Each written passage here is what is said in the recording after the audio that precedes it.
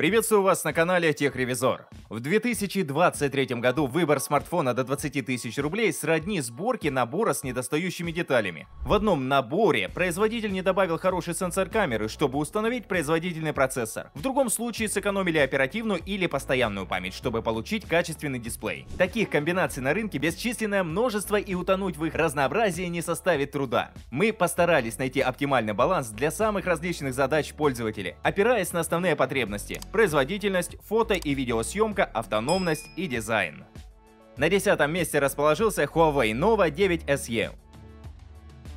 Это бюджетный смартфон предфлагманской серии Nova. Полностью глянцево-стеклянный корпус имеет экран на 6,78 дюйма, матрицу IPS и разрешение Full HD+. Частота 90 Гц присутствует. Смартфон работает на Qualcomm Snapdragon 680 вместе с 6 гигабайтами оперативной памяти. Это определенно базовый набор среднего сегмента, чтобы смартфоном было комфортно пользоваться. Учитывая опыт Huawei по части ПО, за оптимизацию системы можно не волноваться. Nova 9 SE стал первым смартфоном компании, получившим сенсор на 108 мегапикселей. Оптической стабилизации нет, поэтому все вычисления легли на не самый производительный для такого модуля процессор.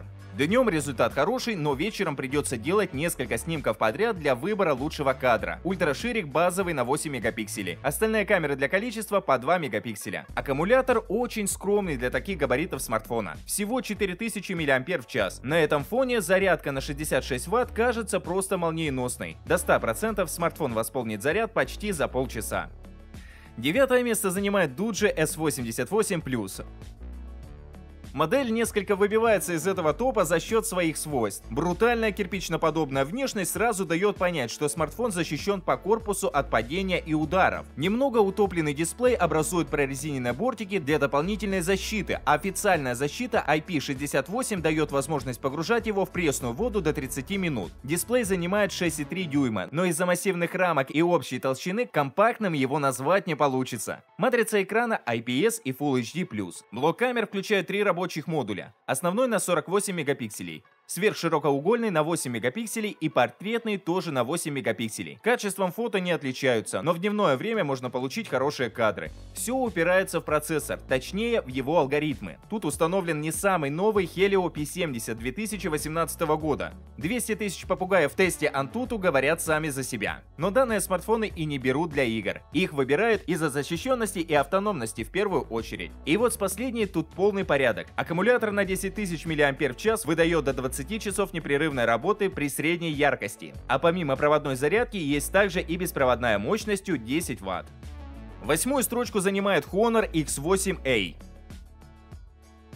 Дизайн модели вобрал в себя максимальное сходство с яблочной компанией в области задней панели. Кому-то из пользователей это определенно понравится, но больше всего тут выделяется экран. Точнее, его рамки. Подбородок снизу всего лишь 4 мм, сверху 1,5 мм, а боковые рамки 1,1. Вживую смотрятся особенно впечатляюще. А для любителей IPS это настоящий подарок. 6,7 дюйма с Full HD+ разрешением, да еще и с запасом яркости 500 нит. За производительность отвечает 12-нанометровый чип от МТК Helio G88. Игровым его не назвать, но для бытовых задач его точно будет хватать, несмотря на дату выпуска — 2021 год. Оперативной памяти в смартфоне 6 гигабайт. Для Android устройства это немного, но это нижняя планка для комфортного пользования. В качестве основного сенсора в смартфоне используется сенсор 100 мегапикселей. Зная опыт алгоритма фотосъемки Honor, за качество можно быть спокойным. Ультраширик имеет скромные показатели на 5 мегапикселей со скромной диафрагмой 2,2. Для дневных кадров вполне хватит, но в ночное время придется пользоваться ночным режимом. За автономность отвечает аккумулятор емкостью 4500 мАч. Минусом может стать блок питания на 22,5 Вт, восполняющий заряд смартфона на 45% за 30 минут.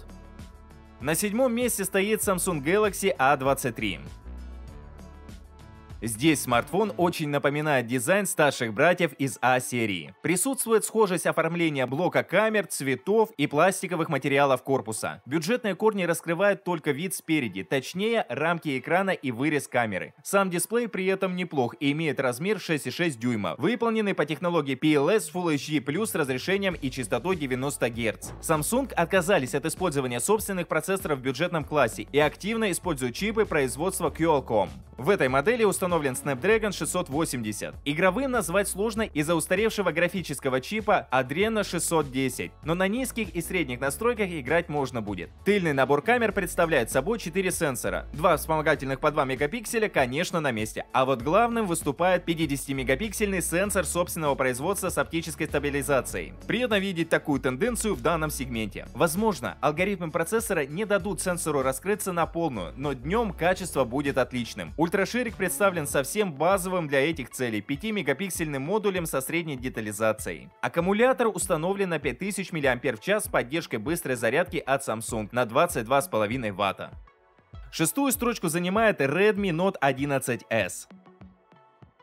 Эта модель является улучшенной версией смартфона Redmi Note 11. Экран имеет размер, как и у прошлого смартфона, 6,43 дюйма с AMOLED-матрицей, разрешением Full HD и частотой развертки в 90 Гц. А вот внутри изменения получил процессор. Теперь это Helio G96 вместо Snapdragon. При сравнении такое решение имеет улучшенную производительность в играх и тяжелых задач. В Antutu смартфон набирает чуть больше 300 тысяч. Это показатель чуть ниже среднего, но ситуацию немного улучшает наличие 8-гигабитной оперативной памяти. За фоточасть отвечает сенсор от Samsung на уже обыденные 108 мегапикселей. Такое разрешение даст двойной зум без потери качества, да и общее качество снимков будет отличным. Широкоугольная камера представлена сенсором на 8 мегапикселей, которая актуальна будет только в светлое время суток. А вот по видео случился даунгрейд. 4К разрешение и 60 FPS урезали, хотя производительность процессора позволяла их реализовать. Аккумулятор объемом 5000 мАч, который полностью восполнится фирменной зарядкой Xiaomi на 33 Вт за 1 час. Топ-5 открывает Realme 10. Эта модель является базовой в 10-й линейке бренда, и есть еще 10 Pro и 10 Pro Plus, но они дороже 20 тысяч, поэтому не попали в этот топ. Большинству будет достаточно характеристик базовой версии. Конфигурация памяти за эту цену уже хороша. 8 гигабайт оперативной и 256 постоянной памяти для закрытия потребностей многих пользователей. Смартфон представлен в двух цветах – черном и белом, но в обоих случаях белый не совсем белый и черный не совсем черный. Первый вариант имеет перламутровый оттенок, а второй серо-фиолетовые тона. Но оба смотрятся свежо и самобытно. Экран идеален для тех, кому надоели 7-дюймовые лопаты. 6,4-дюймовая матрица, выполненная по технологии AMOLED, да еще и с частотой обновления 90 Гц. Идеальный баланс функционала и эргономики.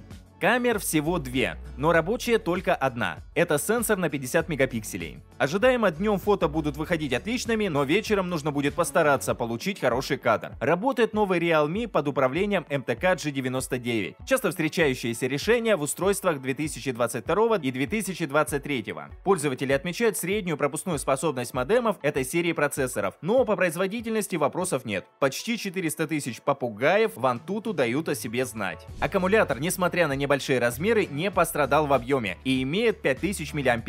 Вместе с энергоэффективным экраном и процессором на 2 дня работы рассчитывать можно, а фирменная зарядка Oppo SuperVOOC восполнит заряд на 50% за 28 минут. Четвертое место занимает Vivo V25e. Компания сразу выделяется на этапе распаковки, положив в комплект наушники с переходником на мини-джек. Стекло с задней крышки матовое и в случае светлой версии имеет фотохромное покрытие, меняющее цвет от желтого к оранжевому в зависимости от воздействия ультрафиолета. Дисплей на 6,44 дюйма выполнен по технологии AMOLED с Full HD+ разрешением и стандартной для этого класса частотой 90 Гц. Общее впечатление может снизить наличие заметных рамок вокруг и подбородка, что не понравится искушенным пользователям. Набор сенсоров представляет собой 3 камеры, 2 из которых по 2 мегапикселя несут нулевой практический смысл, но вот на основную Vivo сделала особый упор. 64-мегапиксельный сенсор от Samsung, который использовался в смартфонах более высокого сегмента, имеет оптическую стабилизацию, которая отлично показывает себя во время видеосъемки и ночных фото. За аппаратную составляющую отвечает популярный процессор от MediaTek Helio G99. В совокупности с 8 гигабайтами оперативной памяти проблем с производительностью у вас не будет. При таком небольшом экране и толщине корпуса всего 7,8 мм рассчитывать на большой аккумулятор вряд ли получится, поэтому производитель установил батарею емкостью 4500 мАч с фирменной быстрой зарядкой на 44 Вт. Тройку лучших открывает Poco X5 5G. Смартфон имеет уже узнаваемый дизайн, матовая тыльная поверхность и блок камер, оформленный в черный прямоугольник с логотипом компании. Дисплей, как всегда, на уровне своего сегмента. AMOLED с разрешением Full HD+, диагональю 6,67 дюйма, частотой 120 Гц и яркостью до 1200 нит, которая чаще присуща флагманам. В плане камер используется набор из 3 модулей. Основной сенсор от Samsung на 50 мегапикселей, ультраширокий на 8 мегапикселей, макро на 2 мегапикселя. Оптической стабилизации нет ни в одном модуле. Качество фото отличное, но процессор не дает возможности съемки 4К, только Full HD. Чипсет установлен производства Qualcomm Snapdragon 695. Да, это самый мощный чип 600 серии, но сама серия считается бюджетной. Поэтому большой игровой производительности ждать не стоит. Зато взамен мы получаем отличную энергоэффективность из-за 6-нанометрового техпроцесса и средних мощностей. Батарея на стандартной 5000 мАч восполняется на 50% за 30 минут блоком питания на 33 Вт, который идет в комплекте. На втором месте стоит Infinix Note 12 Pro. Эту модель производитель дословно позиционирует как A-Listener, то есть конкурент для лидеров рынка. И это не просто так. Смартфон имеет большой 6,7-дюймовый AMOLED дисплей с частотой 90 Гц и разрешением Full HD+. Впечатление немного портит тип выреза для камеры, который уже морально устарел. Работает аппарат на МТК Helio G99. По сути, это разогнанный вариант G96 со слегка увеличенными частотами ядер. В остальном это тот же производительный камень среднего сегмента на 6-нанометровом техпроцессе. А 8 гигабайт в базовой комплектации становятся нормой для этого производителя. Тыльный набор камер представлен 4 модулями, но рабочих только 2. Основной на 108 мегапикселей и ультраширик на 8. Оптической стабилизации нет, но и без этого качество на уровне конкурентов. Аккумулятор удалось установить сюда на 5000 мАч при толщине смартфона всего в 7,8 мм. Блок питания на 33 Вт идет в комплекте и зарядит смартфон на 50% за полчаса. Лидером рейтинга стал Tecno Camon 19 Pro. Эта модель позиционируется как максимально прокачанная в своей 19 серии. Задняя панель выполнена из матового пластика, который вообще не оставляет отпечатков. Экран стал IPS по сравнению с AMOLED-матрицей прошлой версии, но сохранилось Full HD разрешение, частота 120 Гц и большой размер на 6,8 дюйма. Работает смартфон на MediaTek Helio G96, не самый топовый в 90 серии, но в совокупности с 8 гигабайтами оперативной памяти его будет достаточно большинству пользователей. Основной упор компания сделала на камерах, что указано в названии серии Camon. Камера ON. Главный модуль на 64 мегапикселя с оптической стабилизацией и лазерным автофокусом. Такого сочетания нет ни у одного конкурента в этом сегменте. Второй модуль на 50 мегапикселей имеет двукратное оптическое приближение и подойдет для фото в портретном режиме. Третий малозначимый на 2 мегапикселя. Для своего уровня получится весьма достойный по фото и видеосъемке, но еще есть куда расти в плане алгоритмов съемки. Аккумулятор имеет объем 5000 мАч, необходимый размер для устройства с таким экраном. Также в комплекте есть блок питания на 33 Вт, восполняющий заряд на 50% за полчаса.